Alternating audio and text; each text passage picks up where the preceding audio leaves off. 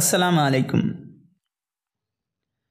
Hypothesis test হলো statistical method, যার মাধ্যমে নমুনা বা স্যাম্পলের মধ্যে সমগ্র বা পপুলেশনের উপর কোনো সিদ্ধান্তে পৌঁছানোর জন্য পর্যাপ্ত তথ্য আছে কিনা তা নির্ণয় করে। চলুন একটি উদাহরণ দেখি। এখানে বলা আছে একজন গবেষক আমের গড় ওজন পপুলেশন বা সমগ্রকের গড় ওজন 70-এর সমান কিনা তা যাচাই করতে চায়, যার জন্য তিনি 20টি আমের একটি স্যাম্পল নেন, যার স্যাম্পল মিন 70.55 গ্রাম এবং পরিমিত ব্যবধান বা স্যাম্পল স্ট্যান্ডার্ড ডেভিয়েশন 2.82 গ্রাম। এই তথ্যের ভিত্তিতে নাল এবং অল্টারনেটিভ হাইপোথিসিস নির্ণয় করতে হবে এবং 95% কনফিডেন্স লেভেলে নাল হাইপোথিসিস রিজেক্ট করার মতো পর্যাপ্ত তথ্য আছে কিনা তা নির্ণয় করতে হবে। হাইপোথিসিস টেস্টে গড় যাচাইয়ের জন্য দুটি পদ্ধতি আছে, জেড টেস্ট এবং টি টেস্ট। যখন স্যাম্পল সাইজ 30-এর চেয়ে বড় এবং পপুলেশন ভেরিয়েন্স নোন, তখন আমরা ব্যবহার করি জেড টেস্ট। যখন স্যাম্পল সাইজ 30-এর চেয়ে ছোট এবং পপুলেশন ভেরিয়েন্স আননোন, তখন আমরা ব্যবহার করি টি টেস্ট। এখানে স্যাম্পল সাইজ 20, যা 30-এর চেয়ে কম এবং পপুলেশন ভেরিয়েন্স আননোন, সুতরাং আমরা ব্যবহার করব টি টেস্ট। এখন আমাদের নির্ণয় করতে হবে নাল এবং অল্টারনেটিভ হাইপোথিসিস। নাল হাইপোথিসিস নির্দেশ করে গ্রুপগুলোর ভিতরে কোনো পরিবর্তন নাই বা ভেরিয়েবল বা চলকগুলোর ভিতরে কোনো সম্পর্ক নাই।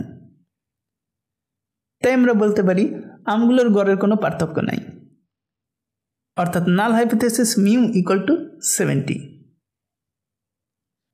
অল্টারনেটিভ হাইপোথিসিস নাল হাইপোথিসিসের কন্ট্রাডিক্ট, যেখানে বলা হয় গ্রুপগুলোর ভিতরে পার্থক্য আছে বা চলক বা ভেরিয়েবলগুলোর ভিতরে সম্পর্ক আছে। তাই এই ক্ষেত্রে আমরা বলতে পারি আমগুলোর গড়ের পার্থক্য আছে, অর্থাৎ alternative hypothesis mu not equal to 70। এটা হলো আমাদের নর্মাল ডিস্ট্রিবিউশন। অল্টারনেটিভ হাইপোথিসিস লক্ষ্য করলে আমরা দেখতে পাই মিউ নট ইকুয়াল টু 70, অর্থাৎ স্যাম্পল মিন কম বা বেশি হতে পারে, কিন্তু 70 নয়। তাই এটা হলো টু টেইল টেস্ট। যখন গড় ছোট হয় তখন রিজেকশন রিজন থাকে বামে, যখন গড় বড় হয় তখন রিজেকশন রিজন থাকে ডানে। যেহেতু আমাদের কনফিডেন্স লেভেল 95%, তাই level of significance alpha equal to 1 - 95%, অর্থাৎ 0.05। যেহেতু এটি একটি টু টেইল টেস্ট, তাই আমরা আলফার মানকে 2 দ্বারা ভাগ করব। আমরা পাই 0.025। তাই এই দুইটি রিজেকশন রিজন বা ক্রিটিক্যাল রিজনের মান হবে -0.025 এবং +0.025। বাকিটুকু অ্যাকসেপ্টেড রিজন, যার মান 0.95। এখন আমাদের ক্রিটিক্যাল ভ্যালু নির্ণয় করতে হবে, যেখান থেকে ক্রিটিক্যাল রিজন শুরু হয়। এটা নির্ণয়ের জন্য আমাদের টু টেইল টেস্টের টি টেবিল দেখতে হবে। টি টেবিলের জন্য আমাদের জানতে হবে ডিগ্রিস অফ ফ্রিডম, যা n-1, অর্থাৎ 20 - 1 ইকুয়াল টু 90, এবং লেভেল অফ সিগনিফিক্যান্স আলফা, যার মান 0.025। এই দুই ভ্যালু এই ভ্যালুতে মিলিত হয়, যার মান অ্যাপ্রক্সিমেটলি 2.433। এটাই হলো আমাদের ক্রিটিক্যাল ভ্যালু, যা পজিটিভও হতে পারে আবার নেগেটিভ হতে পারে। এখন আমাদের নির্ণয় করতে হবে টি ভ্যালু।